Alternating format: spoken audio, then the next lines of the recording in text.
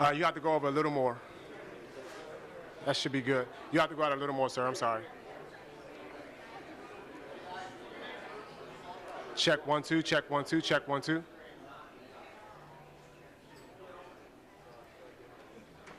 Audio's good for head on camera. Cuts, you all good? Audio?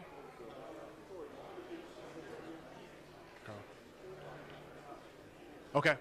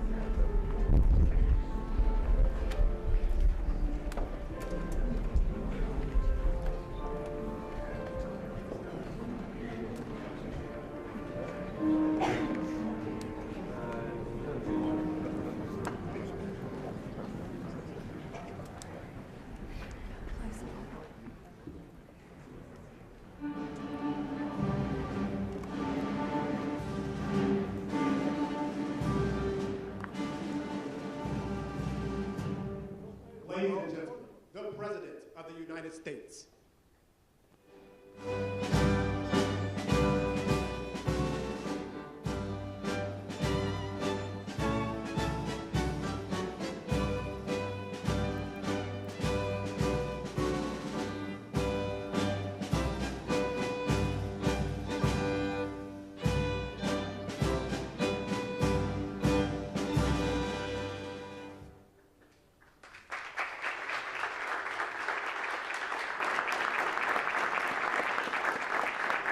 Thank you very much. Please, thank you very much. Before we begin, I want to provide a brief report on the unprecedented success our country has been witnessing in recent weeks. Since even before the election, we've been making extraordinary progress. The American people gave us a clear mandate to save our country, and we won all 7 swing states by large margins, historic. Very importantly, we won the popular vote by millions and millions of votes. Also, all 50 states, as you know, shifted toward the Republican Party, and that's never happened before. All 50, every single one of them. In our first week in office, we set records, taking over 350 executive actions. That's not been done before. And it has reportedly been the single most effective opening week of any presidency in history. And we want to keep it that way. We want to keep it going.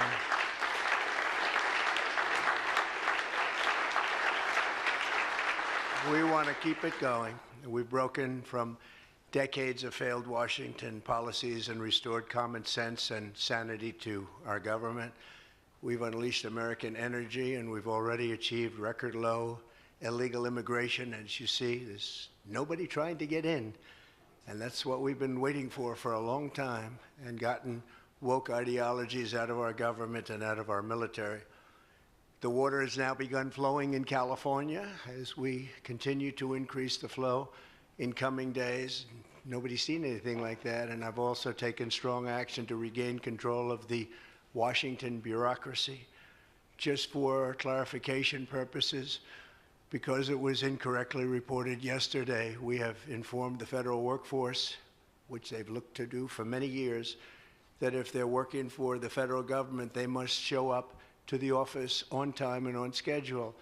We don't want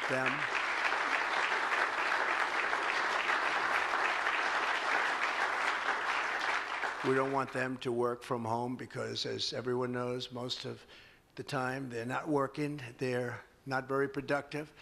And it's unfair to the millions of people in the United States who are in fact working hard from job sites and not from their home. As federal employees, they must meet a high standard. They're representing our government, they're representing our country. If they don't agree by February 6th to show up back to work in their office, they will be terminated, and we will therefore be downscaling our government, which is something that the last 10 presidents have tried very hard to do but failed. Most of the people we're talking about have not been going to their federal offices in many, many years, from even before COVID. But they have nevertheless been paid. Some have worked, some haven't worked, and most of the studies say that some have just gone through the motions. We may ask these people to prove that they didn't have another job during their so-called employment with the United States of America, because if they did, that would be unlawful. As you understand, a lot of people are getting paychecks, but they're actually working other jobs, so they'll have to prove that to us that they weren't. In any event, we're requiring them to show up to work or be terminated. We think a very substantial number of people will not show up to work, and therefore our government will get smaller and more efficient, and that's what we've been looking to do for many, many decades, frankly.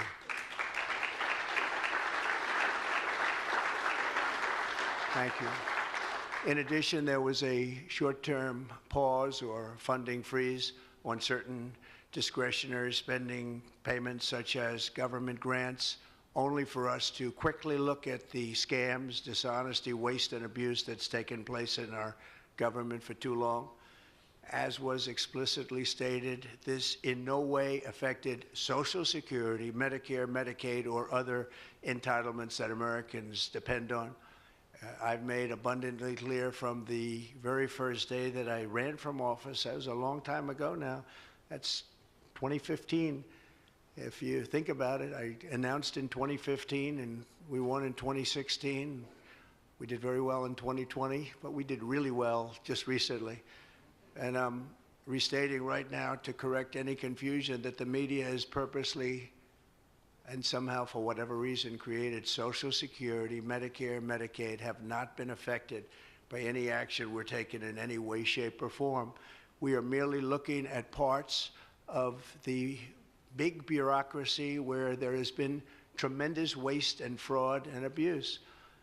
In that process, we identified and stopped $50 million being sent to Gaza to buy condoms for Hamas. 50 million. And you know what's happened to them? They've used them as a method of making bombs. How about that? We stopped an attempt to make an illicit payment for illegal alien resettlement. We canceled $181 million in DEI training contracts. This is just for the training of people in DEI, which has been terminated and completely terminated. And we paused $1.7 billion in unauthorized payments to foreign organizations, including stopping more than $40 million that was on its way out the door to the very corrupt World Health Organization, which has not done its job and not done it properly. We also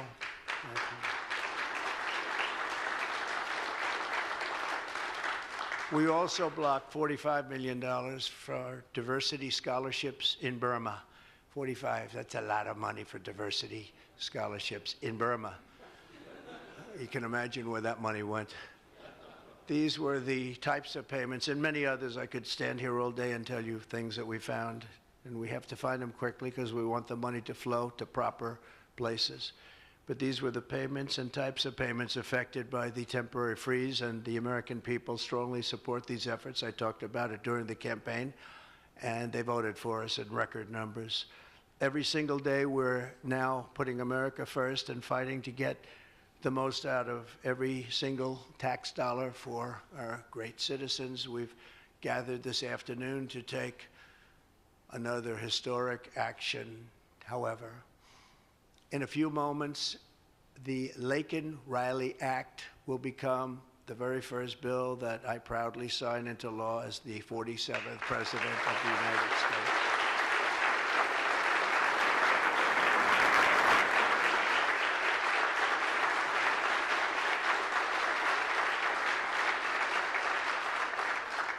Laken was a brilliant and beautiful 22-year-old nursing student from Georgia, the best in her class. She was always the best. They would say, Laken, how do you do this? And what do you do? They were always asking her questions. She was respected by everybody, even her teachers. They respected her so much. From the time she was in first grade, Laken knew she wanted to spend her time caring for others. That's what she did. To her friends and classmates, she was a light of warmth and kindness in every single room. To her parents and family, she was everything in the world. They've had a miserable period of time. Just after 9 a.m. last February 22nd, Laken went out for a jog on the campus of the University of Georgia, but she was just never returned. She never came back, did she, huh? Parents are here, sister, all of her relatives. While on her run, Laken was attacked, viciously assaulted, beaten, brutalized, and murdered by an illegal alien gang member who was set loose into our country by the last administration. We are deeply honored to be joined today by Laken's parents, Allison and John, and her sister, Lauren. Thank you very much. Thank you.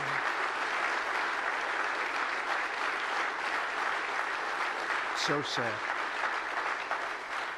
We were together right after that happened, and it's a tremendous tribute to your daughter, what's taking place today. That's all I can say, but so sad we have to be doing it at all. Thank you very much for being here. To Laken's family, we will keep Laken's memory alive in our hearts forever, everyone's hearts.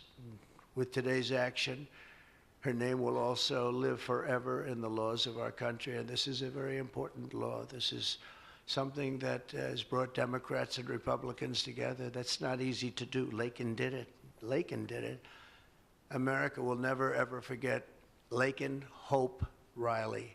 The vicious criminal who murdered Precious Laken was an illegal alien member of the barbaric Venezuelan prison gang known as Tren de Aragua.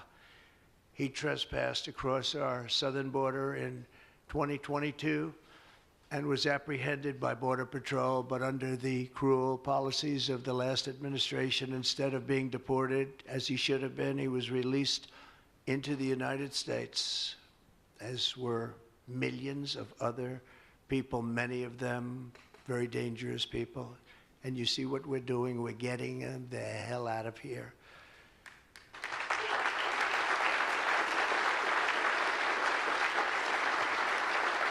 He was soon arrested again in New York City on charges of endangering a child, but because of New York City's deadly sanctuary policies, as we have in California and many other places, which we're going to end them, he was released again to reoffend. The Biden administration then provided this illegal alien criminal with a free, taxpayer-funded flight from New York to Georgia, where he was arrested yet again, constantly, this time for stealing from a Walmart along with his gang member brother, who was a bad one. Only after being released a third time by the U.S. law enforcement did this cold-blooded criminal go out in that fateful morning, women on whom to prey. That's what he did. He hunted. It was like a hunter. And we're going to show him who the hunter is. This horrific atrocity should never have been allowed to happen. And as president, I'm fighting every single day to ensure that such a tragedy never happens again. We don't want this to happen.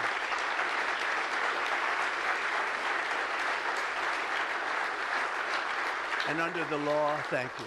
Under the law I'm signing today, the Department of Homeland Security will be required to detain all illegal aliens who have been arrested for theft, burglary, larceny, shoplifting, assaulting a police officer, murder, or any crime that results in death or serious injury. In addition, for the first time ever, this act gives state governments the ability to sue the federal government for immediate injunctive relief if any future administration ever again refuses to enforce the immigration laws of the United States, like happened for 4 long years.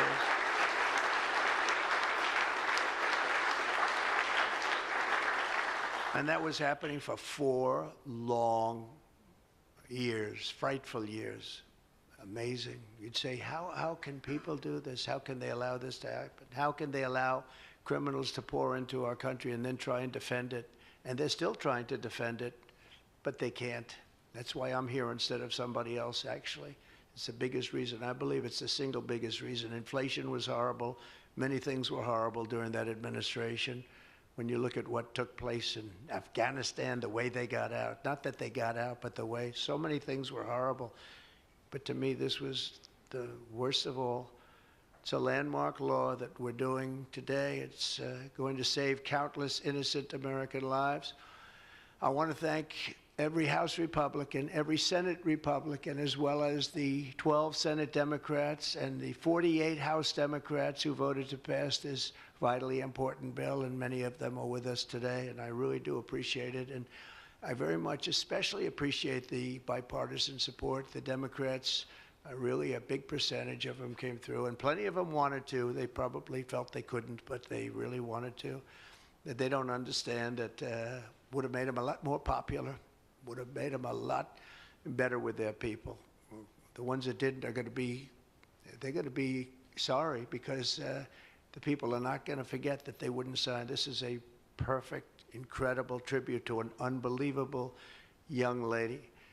We're joined today by many great supporters of our new strong border policies, and they are indeed strong, including Vice President Vance, thank you, JD, Secretary Scott Bessent, who just got approved, by the way. Where's Scott? He just got approved. Scott, I'm very impressed. Got a lot of Democrat votes, too. He got a lot of Democrat votes. That's great. I don't know, is that a good thing or a bad thing? I'll have to think about that. Secretary of Homeland Security, who's going to be fantastic. I know her so well, and I know it's probably not complimentary because she is a woman, but she is tough. Where is she? Where is Christy? Christy, great. Stand up, please. You have such an important job to do.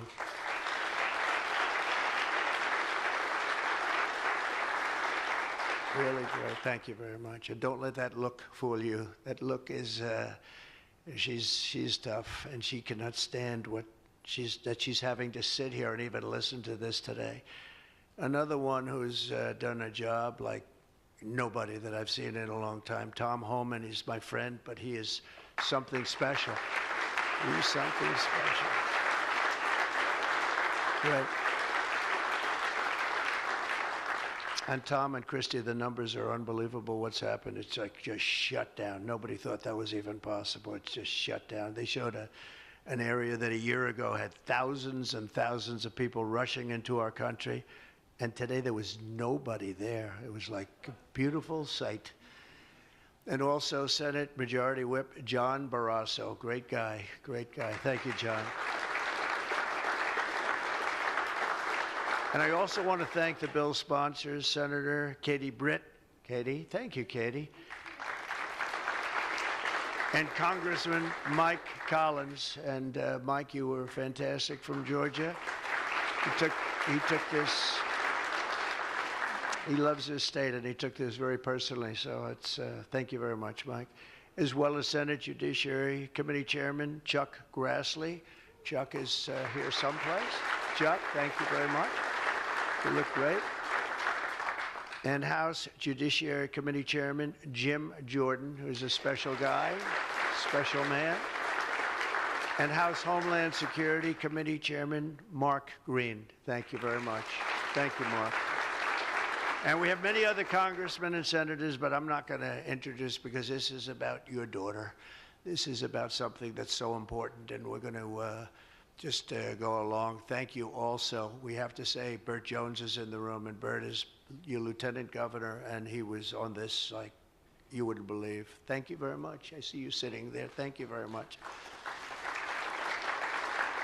So we have state, local officials, we have law enforcement organizations, we have everybody. Most of them are in the room or represented in the room, and they're incredible people, and I've never seen them come together like they have for this. I've done many of these, not of this kind, but different bills, different passages having to do with many different things, from homeland security to inner security to taxes to 50 different items. I've never seen such support as you have today and as your great daughter has today. So I've never seen anything like it. And we have to thank your daughter for that, because she's going to save a lot of lives. She's going to be responsible for saving a lot of lives.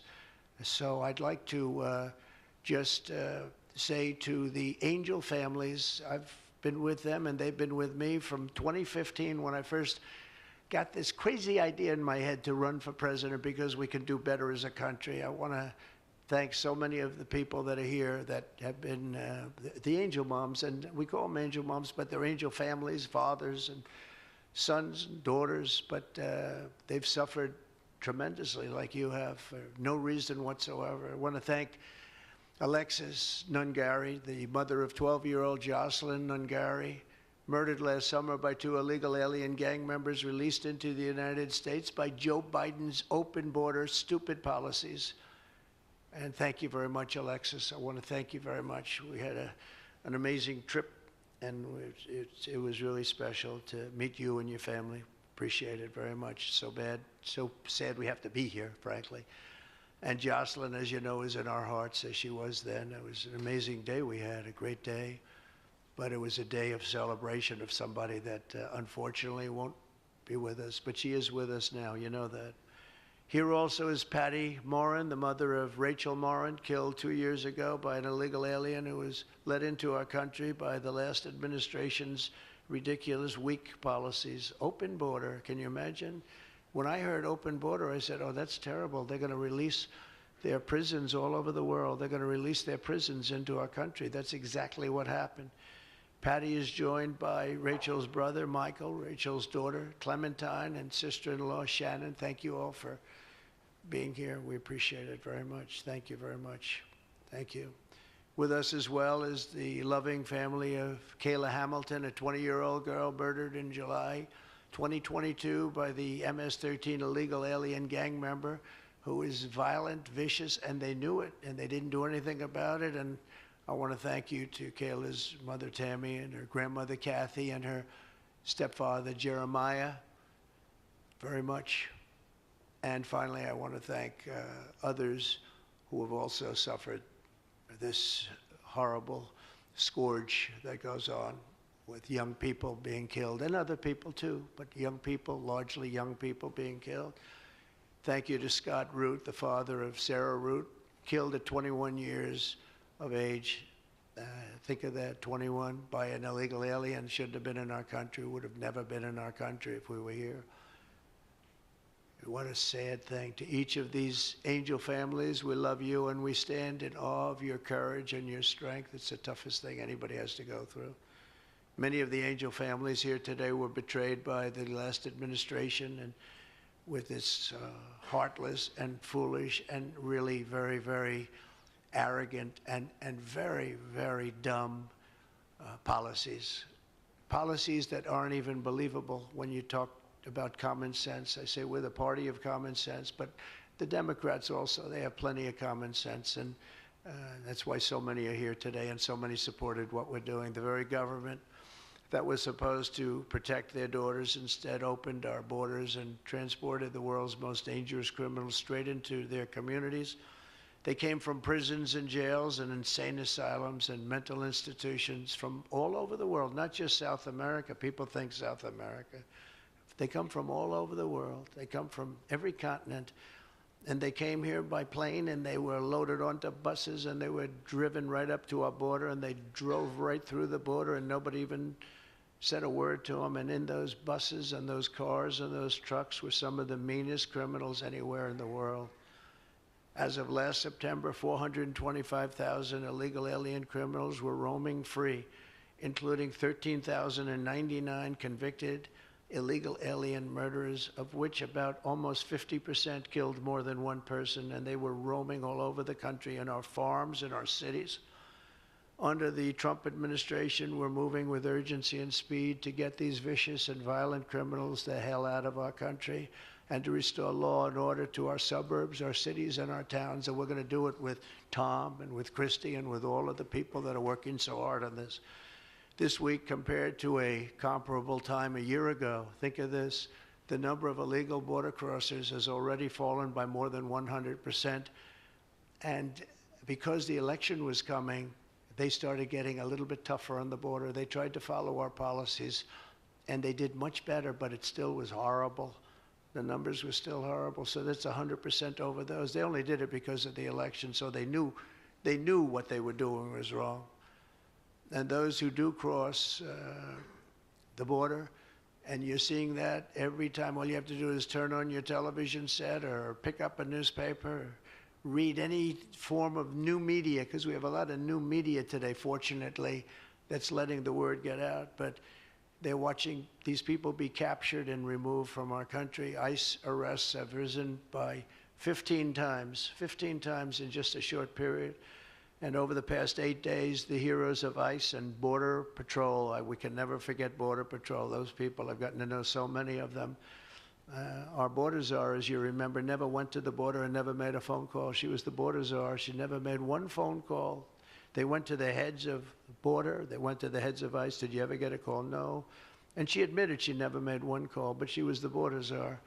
And that's exactly what our border was all about. The heroes of ICE have arrested thousands and thousands of illegal alien criminals, including hundreds of gang members, traffickers, child predators, terrorists, and murderers. For the first time in history, we're loading dangerous and illegal aliens into military aircraft and flying them back to the places from which they came. You probably read about Colombia 2 days ago. They said, no, we're not taking them. I said, we're going to take them.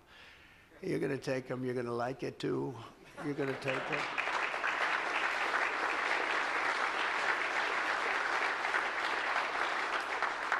they talked about, we're not going to take people that are in shackles. I said, well, but the people that are in shackles are murderers, they're drug lords, they're rapists, they're very tough people. They make our criminals look like very nice people. That's about the only thing that comes out of this. And I say, could you imagine you're a pilot on the plane and you have your co-pilot and you're sitting there and you have 150 people, no shackles, and they like to murder people? This would not be a good flight.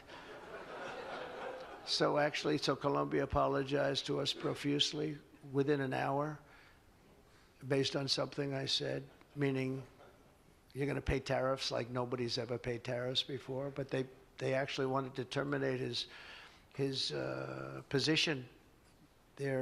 Essentially Congress met and they were very angry with them. But they actually said they were going to send the presidential plane to pick up these criminals and to bring them because they didn't want to inconvenience us or have us do a second flight, and that's what they did.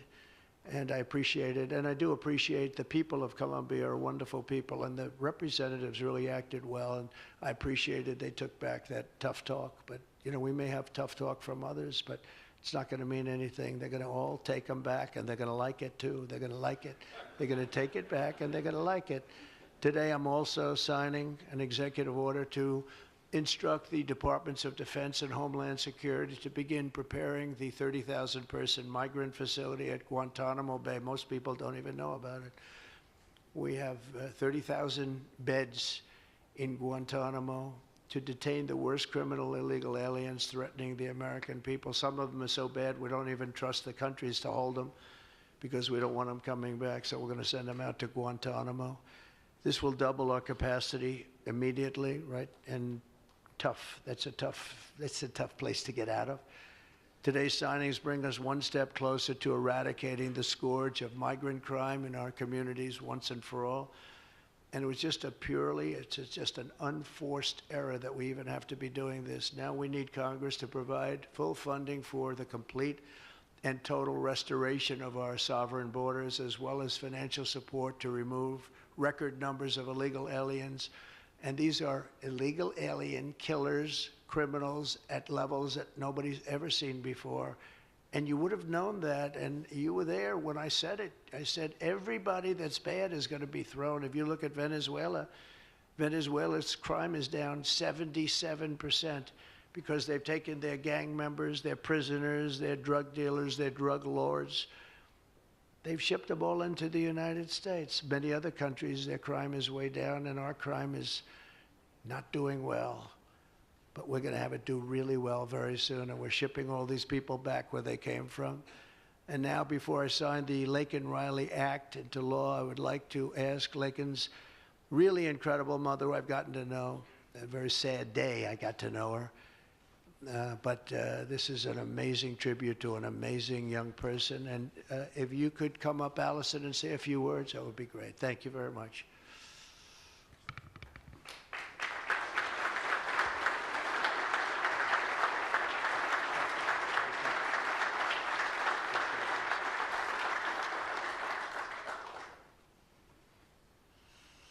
Thank you, President Trump. We would like to thank Senator Katie Britt for her diligent bipartisan work to get this bill through the Senate. We'd also like to thank Congressman Mike Collins for his unwavering passion and for leading on the Laken Riley Act from the start.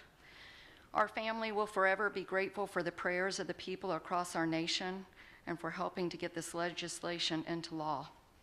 We also want to thank President Trump for the promises he made to us. He said he would secure our borders and that he would never forget about Laken. And he hasn't. He's a man of his word. We trust that he will fight for the American people. Most importantly, I want to thank our Lord and Savior, Jesus Christ, because without his sacrifices, Laken's story would have ended on that horrific day that she was taken from us. But because of him, we can continue living knowing that we will see Laken again. There's no amount of change that will ever bring back our precious Laken. Our hope moving forward is that her life saves lives. We're so thankful that her passion for helping others and her legacy for doing good in the name of Jesus Christ will carry on. Thank you.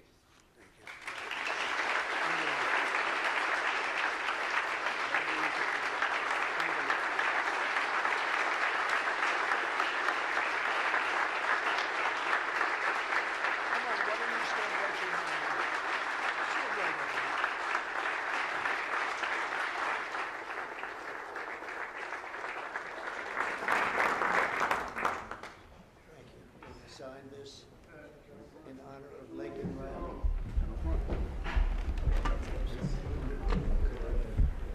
So it's